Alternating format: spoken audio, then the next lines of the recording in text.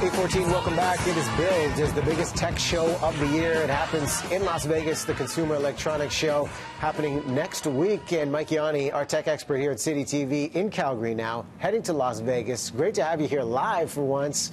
What is the hype and what makes this such a big deal year in, year out, Mike?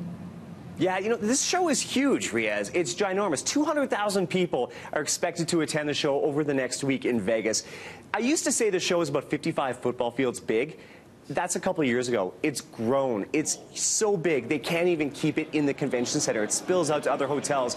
But why this is so important is because a lot of the products, or some of the products that we see there, they become part of our culture. The VCR made its debut at CES. So did the DVR. So did the DVD and the Xbox. So these products that were announced years ago all made the debut at the show, and now many of us use them every day. So it's a huge show. But Riaz, if you had to guess which product always makes the biggest splash, what would you say? Well, judging from your reports we've seen year in, year out, you show us crazy TVs, the sizes, the shapes.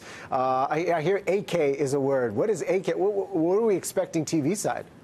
Yeah, you hit the nail on the head. 8K is a big buzzword. Maybe you just got a new TV this Christmas over the holidays, maybe a 4K TV. Yeah, well, it's already jumped up to 8K. So you can imagine the resolution compared to 4K. It looks that much better. The problem with that one, though, there's no content, and there's not going to be content for years, so don't get too worried about that. But yes, 8K is going to be hitting the market this year, so we'll see some of those sets. Rollable OLEDs. You've probably heard me talk about this. In fact, I went behind the scenes last year and got a glimpse at one. These are TVs that are so thin they're like paper, and they sit kind of on a box. That's the stand. And when you're done with them, you push a button, and it just rolls up like wallpaper and completely disappears back into its tiny little box. That we saw last year, but this year is expected to hit the market, and you're going to be able to buy one this year. So TVs, always a big buzzword, and of course, connected TVs. You're going to have all the voice assistants built into your TV, so you can control the lights, your alarm system, all right from your television. Do you have a smart speaker, Riaz? I do not have a smart speaker yet, but I have a feeling we're going to see some innovation, yeah? Yeah, smart speakers, connected speakers, and devices going to be huge again.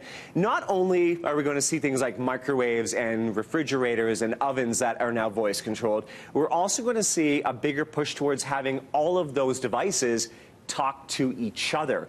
So, for example, Riaz, maybe you're making lasagna. Well, your oven's going to know you're making lasagna because you already programmed it. Your oven is going to talk to your dishwasher and automatically set the cycle, getting ready for that lasagna pan, because maybe, I don't know, maybe you're a bad cook, maybe you burn your lasagna. And then your fridge knows that you took meat out and you took dairy and tomatoes, and so it's going to start ordering your food for you to replace what you just took out. So we're talking more about the connected home, and everything is going to be connected together, which is cool, but kind of scary at the same time. I'm starting to feel left out. It's like the entire house is running. They don't even need me there. You know.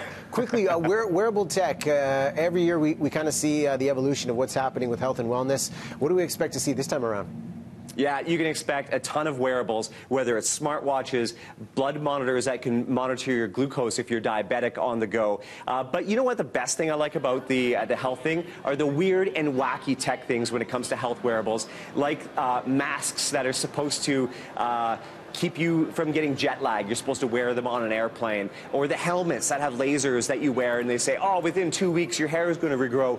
Those are the things I love finding on the show floor, and you really have to look for them, because sometimes these companies are just tiny companies, and they can't afford the big flashy booths. So it's always a challenge to find them, but when you do, it's like, yes, victory.